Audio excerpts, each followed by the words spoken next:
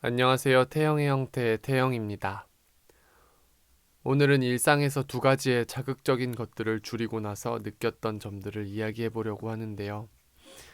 거기에서 느꼈던 행복감들을 여러분들도 느끼셨으면 해서 영상으로 만들게 되었습니다.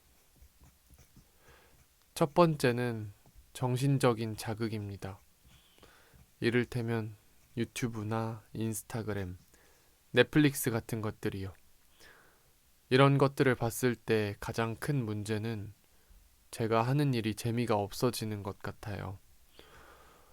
어떤 일을 해도 자극적인 정도가 그것들보다 강하지 않아서 자꾸만 해야 하는 일들의 흥미를 못 느끼게 되더라고요. 그렇게 유튜브에 한창 빠져 있을 때는 연습을 할 때도 유튜브를 보고 쉴 때도 유튜브를 보고 뭐만 하면 유튜브를 봤었습니다. 그래서 너무 심할 때는 유튜브를 지워버리기도 했습니다. 그렇지만 요즘 세상에 유튜브 없이 산다는 건 너무 외딴 섬에 동떨어져 사는 것 같아서 한동안 지웠다가 깔았다가를 반복하며 살았습니다. 요즘도 유튜브로부터 자유롭다고 할 수는 없지만 최근에 중요한 깨달음을 얻었던 일이 있었어요. 제가 작사가 김이나님을 너무 좋아해서 북토크쇼에 다녀왔는데요.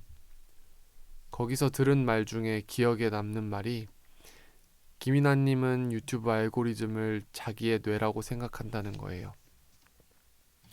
유튜브 앱을 딱 켜고 처음 나오는 영상부터 쭉 내려보면 현재 자기 뇌가 어떤 알고리즘으로 이루어져 있는지 알 수 있다는 건데요. 그래서 저도 유튜브 앱을 통해 점검해 봤어요.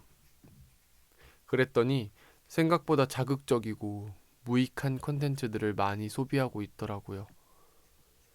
그걸 보고 내 알고리즘을 새로 다 꾸려봐야겠다는 생각을 했어요. 그때부터 운동과 음악에 관한 유튜브를 억지로 막 챙겨보기 시작했더니 서서히 변하더라고요. 유튜브 알고리즘을 역이용해서 제 뇌를 세뇌시키는 거죠. 이것도 김이나님이 추천해주신 방법입니다. 그렇게 하니까 점점 자극이 덜한 영상만 보게 되고 연습 시간이 즐거워지고 책이 재밌어지고 더 효율적인 시간을 많이 보낼 수 있게 됐습니다. 여러분들도 정신적으로 너무 많은 자극에 노출된 것 같다는 생각이 드신다면 알고리즘 정화를 도전해 보시는 것도 좋을 것 같아요. 저는 아예 끊어내는 것은 조금 어렵더라고요. 두 번째는 신체적인 자극인데요. 신체적인 자극도 여러 가지가 있겠지만 오늘 말씀드릴 부분은 미각에 관한 내용입니다.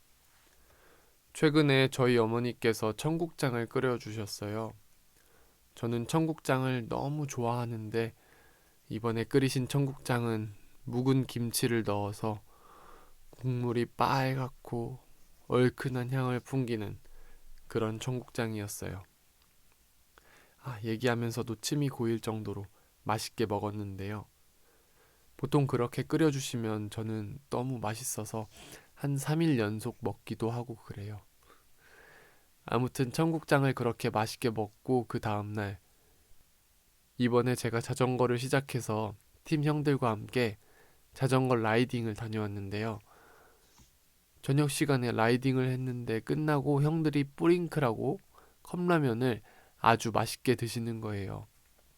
저는 그때 조금 늦은 시간이라 안 먹고 참았는데 제가 안 먹어서 그런지 형들이 좀 먹다가 다 먹지는 못하더라고요. 그래서 아싸 내가 내일 먹어야지 하고 집으로 가져왔습니다. 그 다음날 아침이 되었고 저는 행복한 마음으로 식사 시간을 기다렸어요. 제가 너무 좋아하는 청국장도 있고 맛있는 뿌링클도 있으니까 먹기 전부터 신이 난 거죠. 그렇게 식사를 시작했고 첫 입으로 뿌링클을 먹었습니다. 역시나 맛이 있더라고요. 그러고 나서 청국장을 먹는데 맛이 안 느껴지는 거예요.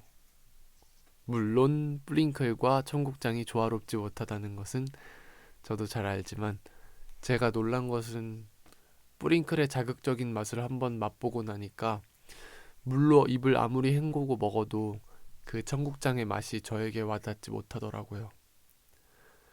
그 일을 겪고 나서 자극적인 음식을 먹으면 그 다음부터 다른 음식들의 맛을 제대로 느낄 수가 없구나라는 것을 깨달았어요. 그 이후로 아침은 최대한 덜 자극적으로 먹고 있습니다. 그랬더니 점심, 저녁이 훨씬 맛있고 속도 편했습니다. 생각해보니까 제가 작년에 바디 프로필을 찍을 때 매일매일 닭가슴살, 브로콜리, 파프리카, 현미밥으로 식사를 했는데요. 그렇게 먹다가 딱 밥풀을 찍고 바로 아웃백에 가서 투움바 파스타를 먹는데 와, 그때 맛이란 제가 먹어봤던 아웃백 메뉴 중에 최고였어요. 그런 선물 같은 맛들도 다 자극을 줄이다가 어느 순간 마주했을 때 짜릿하게 다가오는 것 같아요. 나 자신이 느끼는 자극을 내가 통제할 수 있는 것이 어쩌면 삶을 건강하고 행복하게 그리고 진정 나답게 살게 하는 길이 아닐까 하는 생각이 듭니다. 오늘은 이렇게 제가 살면서 느낀 자극적인 것을 피했을 때 생기는 일들에 대해 이야기를 해봤는데요. 사실 요즘 시대에 맞는 이야기일까 하는 의문도 함께 들었습니다. 재미있고 자극적인 일이 어느 때보다도 넘쳐나는 요즘 시대에 자극을 줄이는 삶이라니. 하지만 시대가 어떻든 그런 일들이 저에게는 꼭 맞는 일이라는 생각이 들더라고요. 그래서 용기 내서 말을 할 수 있었습니다. 영상을 여기까지 보신 분들은 저랑 비슷한 구석이 하나씩은 꼭 있는 사람들이라는 확신이 있거든요. 그런 확신들이 저에게 더 큰 용기를 주고 그분들이 계시기에 제 이야기, 저와 맞는 이야기들을 계속 해나갈 수 있는 것 같습니다. 그래서 마지막으로 제가 깨달은 루틴을 말씀드리자면 하루를 시작할 때 몸과 마음에 강한 자극을 주기보다는 서서히 연한 자극으로 시작하는 것을 추천드립니다. 이를테면 일어나자마자 유튜브나 인스타그램 안 보기, 가능하면 스마트폰 안 보기, 그리고 아침 식사에 자극적인 음식 피하기입니다. 또 저녁 식사에 자극적인 음식 피하기, 밤에 자기 전에 스마트폰 안 보기. 그렇게 하면 좋은 걸 누가 모르냐 하실 수도 있지만 정말 이렇게 하기가 어렵기도 하고 제가 이렇게 얘기해 놓으면 저부터 더욱 지키려고 노력할 것 같아서 한번 말씀드려 봤습니다. 아침이 지나고 오전 9시부터 6시는 보통 일하는 시간이니까 어쩔 수 없으시겠지만 일어나자마자의 아침과 자기 전의 밤은 내가 통제할 수 있는 영역이니까요. 오늘은 제가 또 살면서 느꼈던 것들에 대해 이야기를 해봤는데요. 앞으로 더욱 성장하고 더 넓은 시야를 가지고 세상을 바라보며 느꼈던 일들을 계속해서 들려드리겠습니다. 다음 이야기는 성장하기 위해 제가 시작한 도전들에 대한 이야기를 들고 오겠습니다. 이제 정말 진짜 추워지는 날씨에 감기 조심하시고요. 저는 다음 영상으로 찾아뵙겠습니다. 안녕히 계세요.